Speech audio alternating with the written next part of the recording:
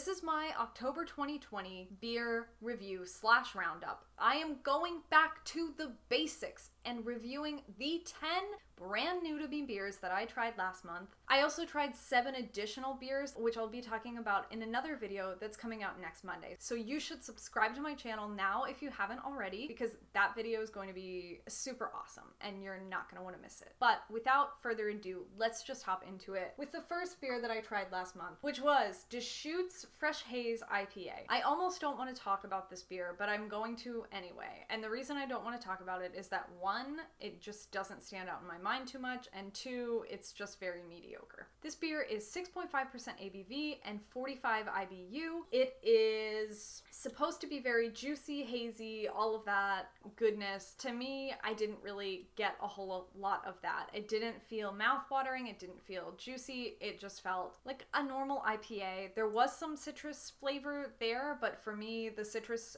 flavor that was there was more of like a pithy, rindy, almost citrus flavor rather than like a juicy fruit portion citrus flavor. So I gave this 3 out of 5 stars. Yeah, I would drink it like if it was the only thing on draft that was good at all. Definitely not as good as their Fresh Squeezed, which has quickly become a favorite of mine. I also tried a beer that I didn't save the can for, which is a god-awful shame because the can was hideous. It was Community Beer Co.'s Funnel Cake Ale. This is a brewery based out of Dallas, Texas, and all of their cans really suck. They are very like matte and weird, and I don't really get it. This Funnel Cake Ale was remarkable in some ways because they managed to include the flavor of grease in the beer somehow. So there was like a little bit of vanilla, a little bit of powdered sugar flavor, and then like mostly just beer flavor, and then like this aftertaste of like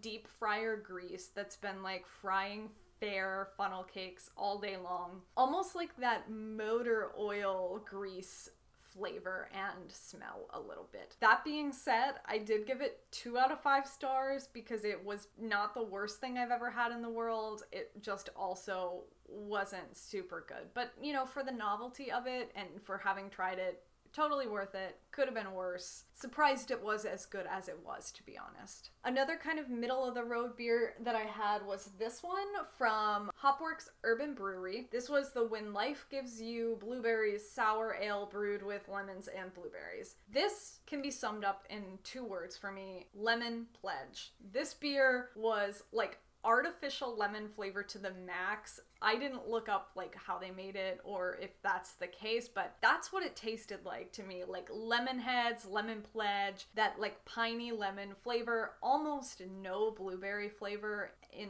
my opinion, my humble opinion, my worthless opinion. Could have packed a bigger punch too. Like, yeah, that gross lemon flavor was there, but like also it just like dissipated really quickly. It was very, I don't know, like somehow watered down, but also still didn't taste that good.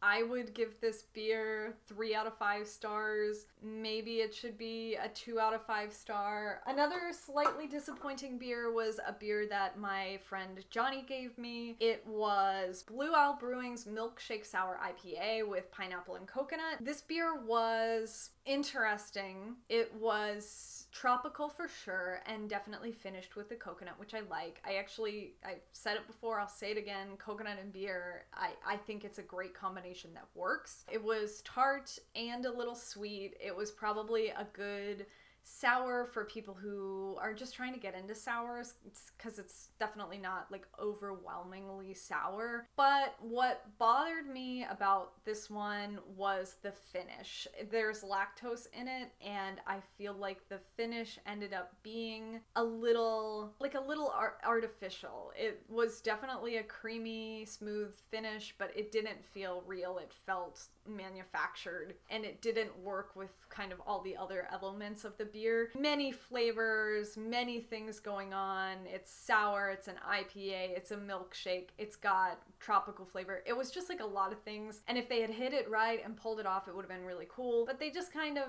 missed the mark on bringing it all together, and so I also gave it 3 out of 5 stars. But let's talk about something I did like, and that was Independence Brewing Co. Stash IPA. I just really like all of the beer that I've had of theirs, and I enjoyed this one very much. I thought that this was a floral and herby IPA, very herbaceous for me, just tickled my senses. It was very smooth, right down to the carbonation being kind of minimal in a way that I enjoyed, and I gave this 4 out of 5 stars. I think this is something you should definitely try if you have access to Independence Brewing. Try any of their beers, but this one especially was very nice. And it would hardly be a month out of the year if I didn't try some Martin House beers. Martin House, they just go balls to the wall with their things. I followed them on Instagram, and they recently came out with like a hot sauce beer, which is like,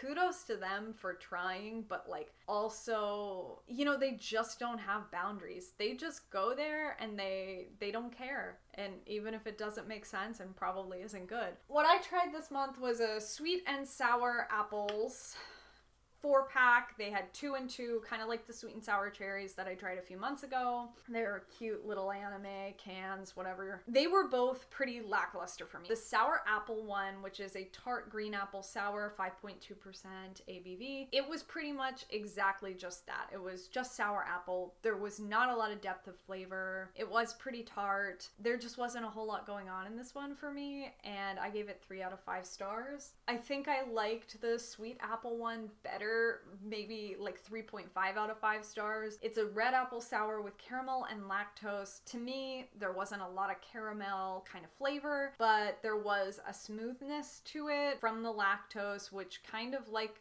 the Blue Owl one that I just talked about seemed really artificial. It was like way overboard on the lactose. Maybe in a sense that gave it a caramelly kind of flavor, because caramel can be really smooth and milky. Yeah, I don't know. It wasn't that different from the sour one either. Like they were almost not disparate enough to warrant being 2 different beers. But yeah, 3.5 out of 5. It wasn't that much better, but it was marginally better. I tried a beer from Avery Brewing this month. This was their Pomona. And this beer was like sort of a magical moment for me, where I have been eating pomegranates. I probably spent $50 on pomegranates in the past month, no lie. And I was thinking, wow, wouldn't it be great to try a pomegranate flavored beer? I go to the place and there's Avery Brewing Pomona. It is a barrel-aged tart ale with pomegranate and blueberry, and this is Avery, which I always love Avery, and I thought, this is perfect. This is the beer that I've been waiting for. But it actually sucked so much. I didn't get any barrel-aged notes whatsoever. There was definitely a little pomegranate flavor. The blueberry didn't really come through for me. It was like unbearably fizzy. Their Elgoza was fizzy. This was like double that amount of fizz. It was pretty incredible. It was kind of insane. It was just too much. I gave this 2 out of 5 stars. It was not very enjoyable. Another beer that I don't have the can for was Oskar Blues Thick Haze. Hazy IPA. It was a very juicy IPA. It was enjoyable enough, but it just didn't really do enough to set itself apart in my mind from all the other hazy, juicy IPAs that are out there. I gave it 3 out of 5 stars. Then there was this. So a while ago, you'll remember perhaps I tried Fuzzy Luscious Last Stand Brewing IPA. This is from the same brewery. I loved that other one. Fuzzy Luscious is probably one of the top 5 beers that I had this year. This one, however, was really bad. I actually questioned whether or not something had gone over in this beer. It tasted like mildewy vanilla to me. Like bad. Like it tasted like something was wrong with it.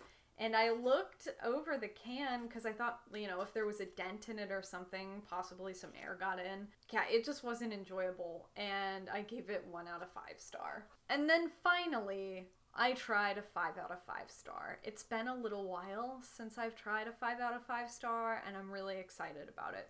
It was Founders Harvest Ale. Loved this beer so much, and it tasted and smelled so much like a scent from my childhood. I honestly couldn't place it. I think I smelled this beer almost as much as I drank this beer because I was just enamored by this smell of... The best thing I can say is it smells like Pennsylvania in like the late springtime, like a damp, earthy, green quality. I couldn't place it to one plant. Like, I was just racking my brain. I don't think it's pine, although like it was a little piney, but it was just delicious. Like, it really just took me back to being a kid. I thought it was amazing. It was just delicious. Like, anyone who can try this beer, you absolutely should. The flavor alone could just be like a candle. It just really punches you in the face.